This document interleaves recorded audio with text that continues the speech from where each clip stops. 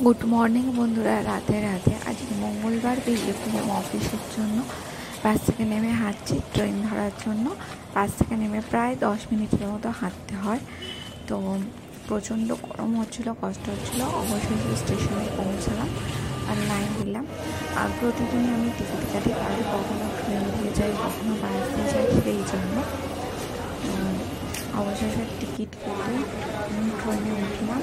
তো 8:30 আমি ধরি, 8:00 এখন আমি অফিসের কাছে চলেই এসেছি আর বৃষ্টিও এসেছে।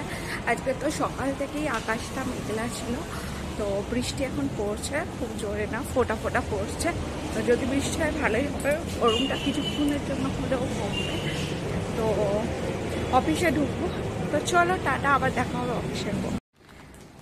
তারপর টিফিনের জন্য কিনে নিয়েছি বিস্কুট আর ব্যানানা। তারপর অফিসের পরে আবার তোমাদের সাথে দেখা হবে, এই আর কি। তো চলো সঙ্গে থাকো, দেখতে থাকো।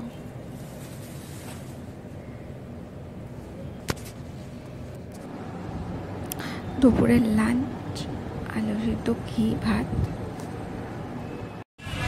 অফিস থেকে বেরিয়ে বাস নিয়েছি। তো এই বাস থেকে নেমে আরেকটা বাস ধরতে হবে। যেহেতু কালকে নিরামিষ ছিল, তাই এটা ছিল আমার টিফিন সন্ধ্যেবেলা। শুধু এটা না, এর সাথে অবশ্যই চা ছিল। তো আমার নাম হওয়া উচিত ছিল টি ম্যান, টি লাভার ম্যান। তো welcome back again, good morning. Ready হয়েছে অফিসে যাওয়ার জন্য, যদিও সমস্ত কাজ ছেড়ে। কালকে তো শেষ করা হয়নি ব্লগটা, তো আবার কন্টিনিউ করছি। তো দেখতে থাকো। এদিকে দেখো ভাত হচ্ছে। সকালবেলা বেশিরভাগ দিনই সিদ্ধ ভাত, আর তার আগে বাসন টাসন মেজে কমপ্লিট। আর এখন আমি খাবো একটু চা, একটুখানি চা, দেন তারপরে ফের হবো। আমার বরমশ আমাকে ছেড়ে দিয়ে আসতে থাকে, চলো সঙ্গে থাকো। আর আজকে অন্যদিন টিফিন কারিটা বাসনের সাথে ধুয়ে নিই, আজকে সেটাও ধুতে ভুলে গেছে। আমাকে আবার এক্সট্রা করে টিফিন কারি ধুতে যেতে হবে, তার জন্য টাইম লাগবে।